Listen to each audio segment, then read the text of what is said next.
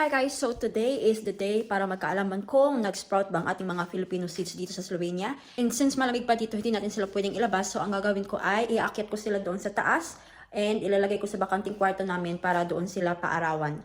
So hopefully lumaki sila. So tara, let's go!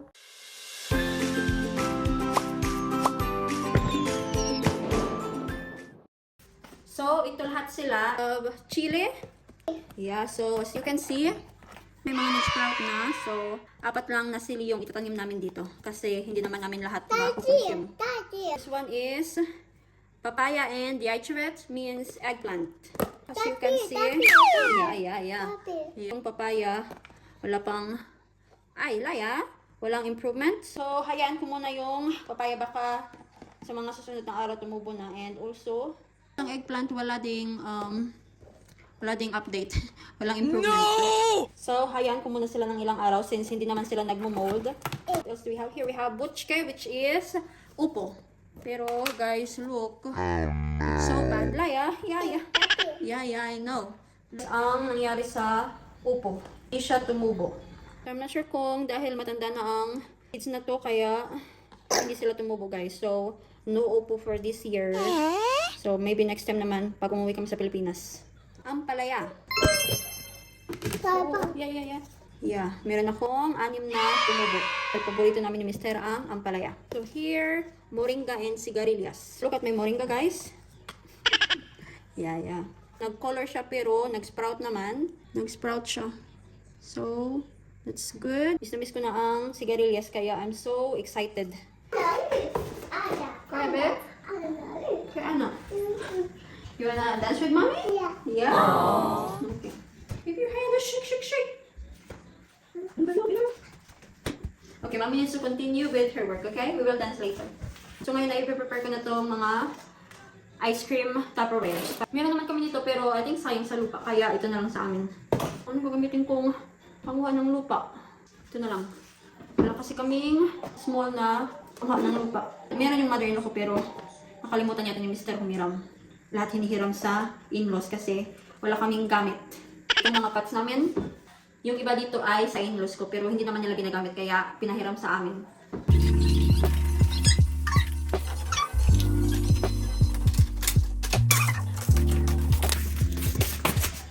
Now, we will be planting sigarilyas. We have 5 sigarilyas, so I will be putting, bakit pa ako nag-English? So, 3 ilalagay ko sa isang pot para tipidin. Isasama ko na rin itong cotton para hindi ma-damage yung ugat niya.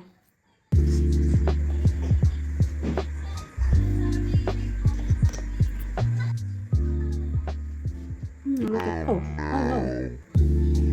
Look at this, guys.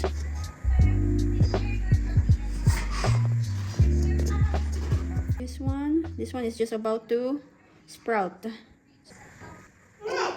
So this is good. This is, I need to name it. Serious. And then another one. Hello.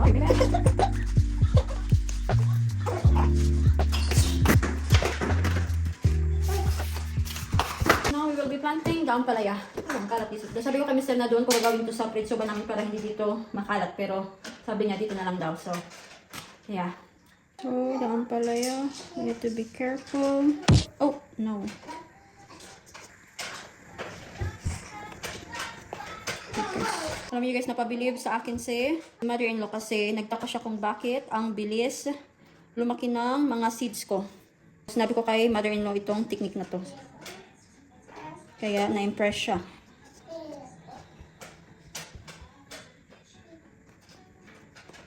By the way guys, ang oras dito ay mag-alas 6 na kaya need ko nang mag-saing. So, ito dito here.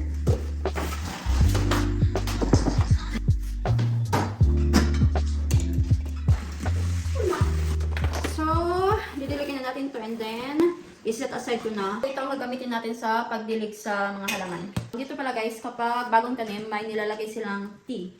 So, nakalimutan ko kung anong pangalan nito. Talagang ito si Mr. And then, instead of water, ito ang nilalagay nila sa mga tanim.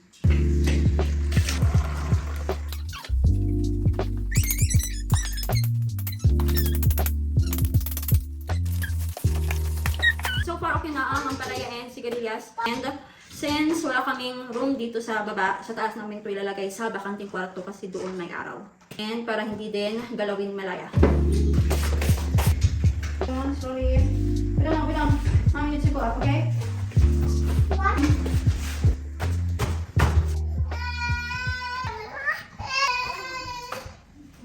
So, medyo napabayaan ko tong mga pichay kaya masyado na silang mahaba. Kailangan ko silang hiwalay-hiwalayin and itanim isa-isa. So, meron akong napakaraming pichay. So, I'm not sure kung lahat ito ay matatanim ko. Oh.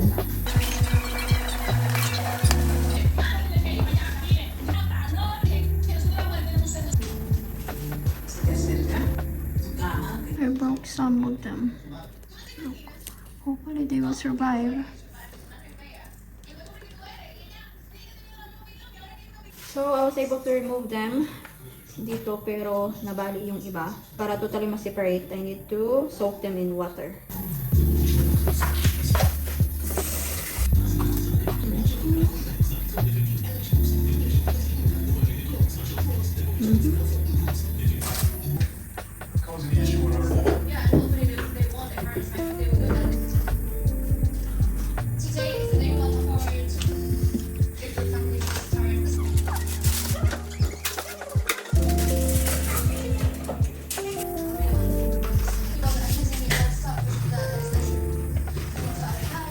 Finish separating them and now we will be planting. So these are the good pichay. Some of them are broken. So hopefully mabuhay pa sila. Say open and it was open. That's so fun.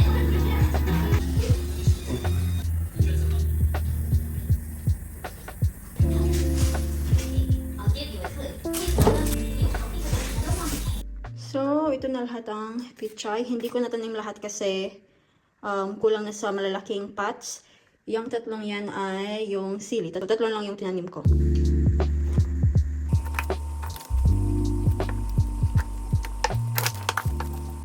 Look at my tanim guys. So, nilagay lang namin sila sa storage room namin and nasa ilalim sila ng bintana para maarawan. And yung iba ay nandiyan sa may bintana kasi pagkahapon ang araw ay naka-face dito kaya maarawan sila kahit papano.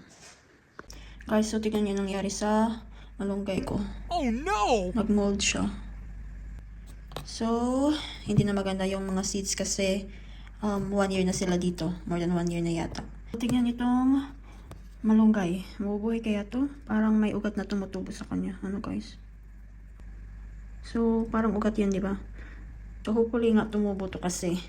Nagbabadalit ako ng malunggay dyan. So, ipaprepare ko ulit siya. Ito ang eggplant. So, wala din.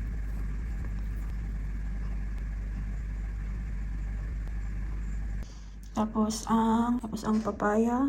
Pero wala ding update.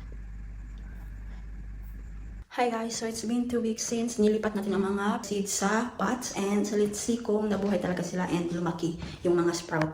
So tara, let's check. Dito namin sa taas nilagay and dito sa bakanting kwarto kasi dito yung kwarto namin and kwarto ni Malaya. So nandyan na ang mga seeds natin, nag-sprout na, lumaki na sila. So yan ang ampalaya, and then itong dalawang to ay yung sigarilyas. So, nasa ilalim lang sila ng bintana. Kasi kapag may araw, naarawan sila kahit papano. Tapos, ang mga pichay and 3 sili ay nandito kasi like sa ampalaya and sigarilyas kapag may araw, natatamaan din sila. So, kahit papano, may sustansya silang kukuha. So, ganito sila dito guys sa Slovenia kapag taglamig. Sa loob lang nila pinapaarawan ang mga halaman. Ngunit ko nang magdagdag ng lupa kasi yung lupa nila medyo bumaba na and lumaki na din yung mga sprout natin. So, magdadagdag ako ngayon. And si Tala pala ay tulog pa and si Malaya naman ay nasa kindergarten kasi ang oras na yun ay mag-8 pa lang ng umaga.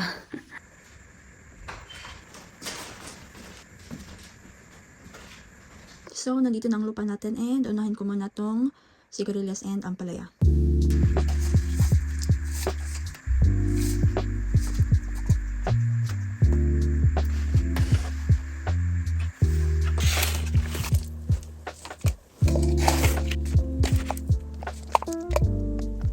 Meron akong tinanim na 5 sigarilyas pero so far 4 pa lang yung tumubo. So hopefully yung isa ay sumulpot na din. Usually guys, ang mga tao dito sa garage to nilalagay. Pero since wala kaming garage, dito sa bakanting kwarto namin nilagay. And may araw naman dito kaya nakaka-survive pa rin sila. And also itong kwarto na to ang pinakamalamig kasi naka-turn off dito yung heating. Hence wala namang gumagamit pero kita nyo naman nagsusurvive ang mga halaman dito. Tapos kapag pauwi kami ng Pilipinas, dito namin nilalagay yung mga chocolate. Kasi pag sa ref wala kaming space. So dito sila. Tapos na ako sa ampalaya and sigarilyas. Kaya sa picture naman ako. And kung mapapansin nyo guys, nag-color tong ampalaya. I'm not sure kung bakit pero yeah, minsan nag-color yung dahon nila. Pero yung sigarilyas so far, looking healthy.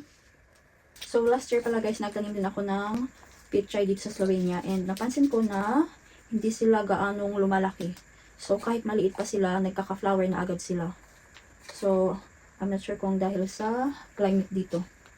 Pero nakakain na kami ng pichay na tumubo dito sa Slovenia.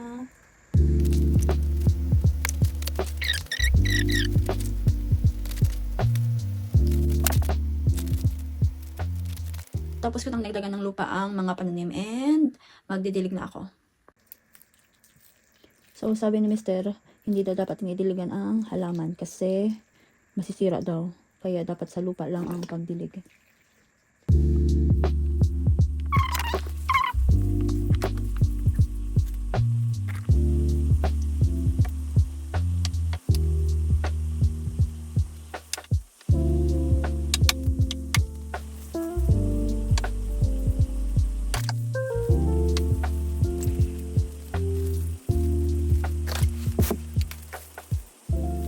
So, tapos na ako magdilig and ngayon naman ay waiting time na. Hindi pa namin malalabas yung mga tanim kasi pag umaga medyo warm siya pero pag gabi malamig pa kaya may tendency na mag-freeze pa rin yung mga Filipino plants natin. So, just to be safe, dito lang muna sila sa loob and kapag totally warm na sa labas, tsaka pa lang namin sila itatanim. So, hopefully, tuloy-tuloy silang mabuhay until then. So, yun lang muna sa ngayon. Bye!